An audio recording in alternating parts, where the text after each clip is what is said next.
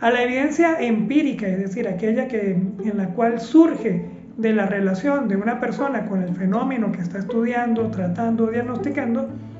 ahí pasamos a un nivel un poquito más elevado, que es el de evidencia científica. A este nivel de evidencia científica es lo que se refiere o es en lo que se centra la medicina basada en evidencia.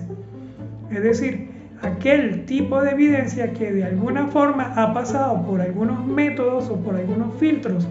de carácter metodológico o científico que le dan cierta validez a aquellos o a las conclusiones que derivan precisamente del empleo de ese método. Pero aquí vamos a tener cualquier cantidad de evidencias y para lo que lo vayamos a emplear van a adquirir diferentes características que es lo que le va a dar validez. Porque para todo no son los metaanálisis ni el reporte de casos se puede generalizar para muchas cosas. Sí hay que entender que, por ejemplo, la evidencia de carácter tradicional o de carácter cultural o de carácter social incluso sirve como punto de partida para hacer investigaciones mucho más elaboradas, científicas si se quiere de esa forma. Entonces, dentro de las diferentes evidencias de carácter científico que utilizamos o que se usan en medicina, vamos a tener incluso hasta escalafones de validez.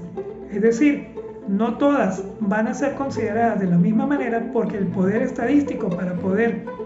no solamente predecir, sino para que tengan coherencia en cuanto a la recolección de datos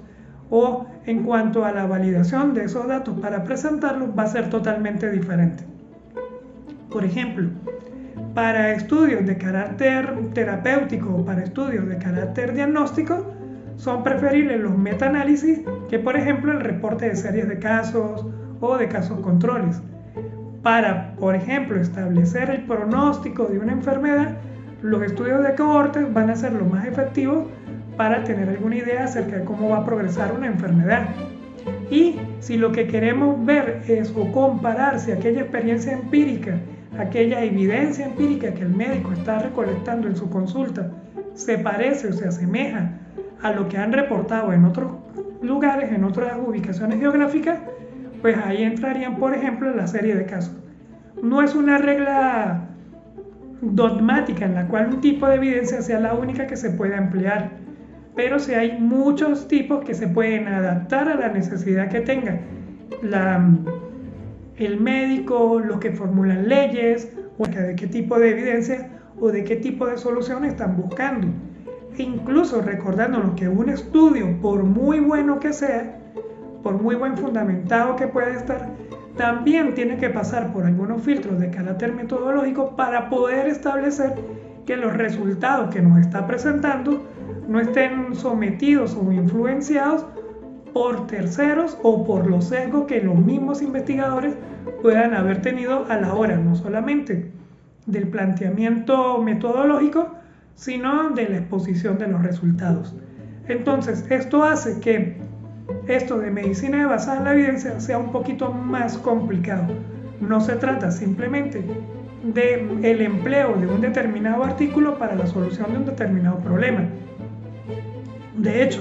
al principio de lo que fue medicina basada en evidencia, una de sus críticas que fue la más recurrente y la más, pudiéramos decir, de peso, que incluso al día de hoy se mantiene, es el hecho de acudir a estas recetas de carácter fijo para la resolución de problemas clínicos. Tanto fue así que en un momento se le criticaba como medicina basada en recetas. Y también ha hecho que todo este movimiento de revisión, de autocrítica, haya llevado a que este concepto macro de medicina basada en evidencia haya dado lugar a otros como medicina basada precisamente en la clínica o medicina basada en la práctica clínica, que tiene otras variaciones. Pero en general es eso. Entonces, cuando hablamos de medicina basada en evidencia, estamos hablando no solamente de las características propias del ejercicio médico, sino del valor que se le concede a la forma de evaluar, a la forma en la que se presentan todos los datos que van a ser empleados para ser utilizados en esa práctica clínica y para ser discutidos con el paciente.